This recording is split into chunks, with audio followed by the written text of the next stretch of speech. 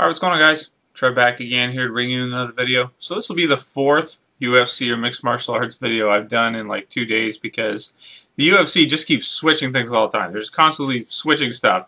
Ever since we found out that Dan Henderson got injured, and then Chael Sonnen was supposed to step in to face Jones, and then Jones declined. And then after that, we were told that on September 22nd, Lyoto Machida would step in to face John Jones. And then we find out later on, Lyoto Machida can't make it either because maybe he's out of shape, or I don't know, maybe he just doesn't have enough time to get everything ready. Because he has done this in the past too. He has turned down fights on short notice. I don't know, maybe if he has trouble with his visa or something, camps and this kind of stuff. I don't know exactly, but he can't take it. It was rumored that Shogun was offered a shot. Shogun can't take it, or won't. So, weirdest part of it all is they offered to Vitor Belfort for UFC 152, September 22nd, and he accepts, and then John Jones accepts, as far as we know. So why would John Jones face Vitor Belfort but not face Chael Sonnen? I have no idea. No idea whatsoever. To me, it makes utterly no sense at all. But regardless, I am pretty excited to see Vitor Belfort face John Jones. I didn't even know that Vitor Belfort was planning on fighting at 205 again. Maybe he's just doing it because it's a good opportunity. And well, I mean, he won't have to weight cut. That's for sure. He'll be able to just probably walk in and weigh, because I think he weighs under 205 just like regularly or around there. So maybe go for a jog and not drink any water for half a day or something, and he'll make weight probably. So yeah, I am pretty excited to see the fight. I think the Vitor should be able to give John Jones a good fight.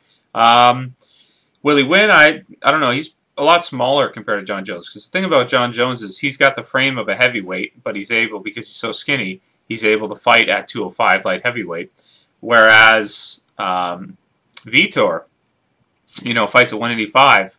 He's got the frame of like a 185 pounder, and because he puts on extra bulk and muscle mass, he can weigh around 205. So he has fought at 205 before, back when he had more muscle mass.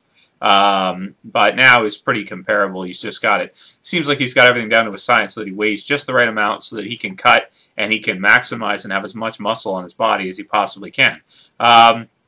And if you guys have seen some pictures of him recently, he is in really good shape right now. So he looks like he's been training. Obviously, he's fit. He was training for Alan Belcher, and obviously that's off too.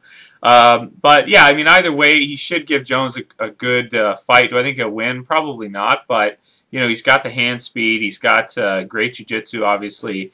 And as we saw against Rumble, he's not the old Vitor. The old Vitor, a lot of times he would crack under pressure if he got hit or that kind of stuff would happen. He would just, he would almost never come back.